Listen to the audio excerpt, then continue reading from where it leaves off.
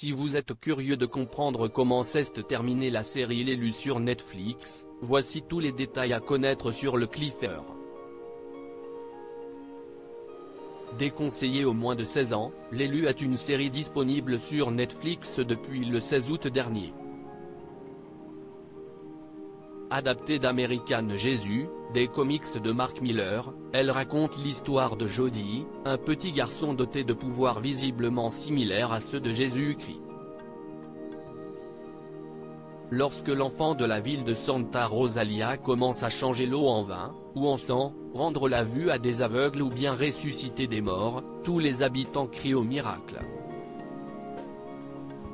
Ils en sont désormais persuadés, Jody est la réincarnation de Jésus-Christ notre Sauveur. Pourtant, ceux qui connaissent la Bible sont un peu plus perplexes, Jody ne pourrait-il pas être l'Antéchrist, fils de Satan?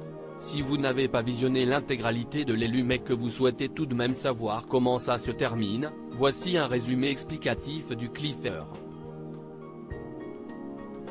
L'élu sur Netflix, Jody est-il le fils de Dieu ou le fils de Satan? Il ne suffisait pas d'attendre la fin de L'élu pour comprendre que Jody n'était évidemment pas le fils de Dieu mais celui de Satan. La série explique que Sarah, sa maman, avait jadis accepté auprès d'une organisation étrange de se faire inséminer pour porter la vie. Sauf qu'elle n'a pas eu besoin de se rendre au laboratoire puisqu'elle a été mise enceinte par un démon venu la visiter à son domicile en pleine nuit. De quoi faire écho à l'ange Gabriel, venu prévenir Marie qu'elle porterait l'enfant de Dieu, Jésus. Très vite, Sarah a compris que son fils incarnait le mal, et qu'il pouvait être très dangereux. Elle lui donnait alors des pilules pour l'aider à mieux gérer ses émotions. Lorsqu'il a arrêté cette prise de médicaments, sa vraie nature a ressurgi. Au fond, Jody a toujours su qu'il n'était pas le fils de Dieu, si est ce que lui a dit le bras droit de Satan dans la limousine blanche. Étant donné qu'il s'agit d'un démon, il peut prendre l'apparence de la sirène, de l'infirmière, Elena ou encore Madame Dolores. L'entité lui explique qu'il va enfin rencontrer son père, et si est une très mauvaise nouvelle pour l'humanité. Tuca a-t-il réellement survécu? Lorsqu'Angelo a assisté au suicide de son père Carlos, revenu à la vie physiquement mais piégé dans son corps, il a décidé de s'en prendre à Jody. Pour lui, il est responsable de tout ce chaos, et ce n'est malheureusement que le début du malheur sur Terre. Il essaye de tirer sur le garçon, mais à cause de l'effet de foule, il rate son coup et touche le petit Tuca.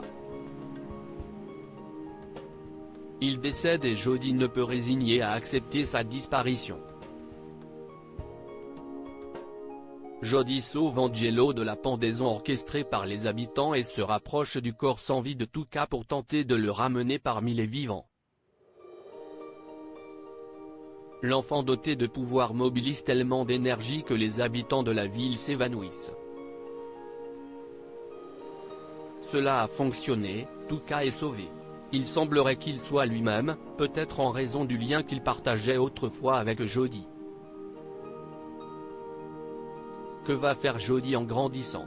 À la fin de L'élu, on peut voir que Jody est désormais adulte, embrassant entièrement sa mission en tant qu'antéchrist. Il est le président des États-Unis, ce qui le place dans une position idéale pour lancer une attaque contre la Terre Sainte.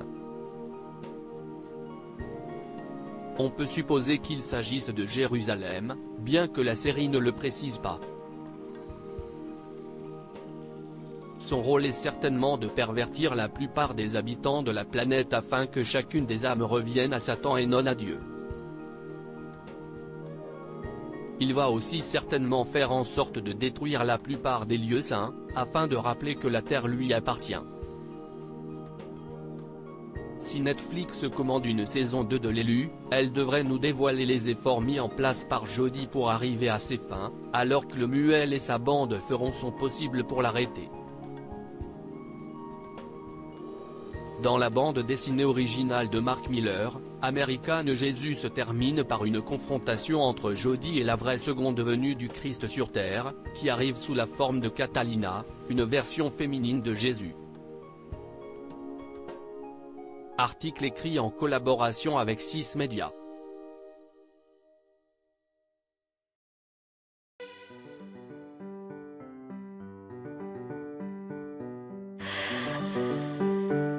The man I love just had